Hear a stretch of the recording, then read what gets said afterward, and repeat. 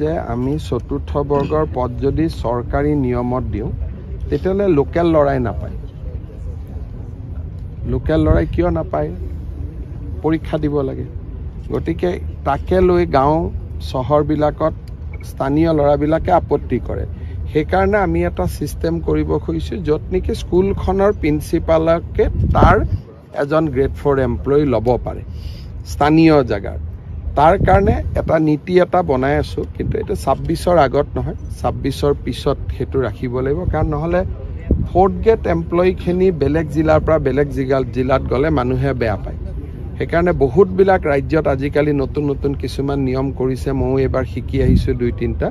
কিন্তু বিধানসভা নিৰ্বাচনৰ আগত যিহেতু আমাৰ এডভাৰটাইজ হৈয়ে গ'ল, নিযুক্তিয়ে হ'ব গোটেই পোষ্টখিনি।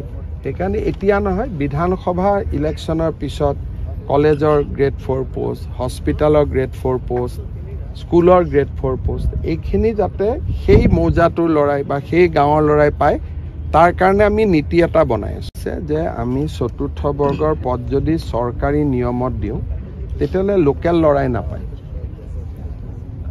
লোকেল লৰাই কিয় নাপায়? পৰীক্ষা দিব লাগে।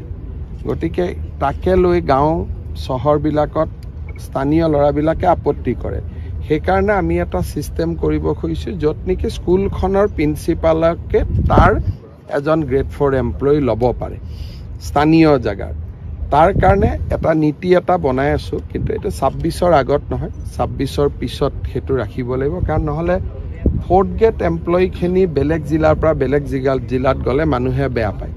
সেইকাৰণে বহুতবিলাক ৰাজ্যত আজিকালি নতুন নতুন কিছুমান নিয়ম কৰিছে। ময়ো এইবাৰ শিকি আহিছোঁ 2-3টা। কিন্তু বিধানসভা নিৰ্বাচনৰ আগত যিহেতু আমাৰ এডভাৰটাইজ হৈয়ে গ'ল, নিযুক্তিয়ে হ'ব গোটেই পোষ্টখিনি। সেইকাৰণে এতিয়া নহয়, বিধানসভা ইলেকশ্যনৰ পিছত কলেজৰ গ্ৰেড 4 পোষ্ট, হস্পিটেলৰ গ্ৰেড 4 পোষ্ট, স্কুলৰ গ্ৰেড 4 পোষ্ট, এইখিনি যাতে সেই মৌজাটোৰ ল'ৰাই বা সেই গাঁৱৰ ল'ৰাই পায়, তাৰ কাৰণে আমি নীতি এটা বনাই আছোঁ।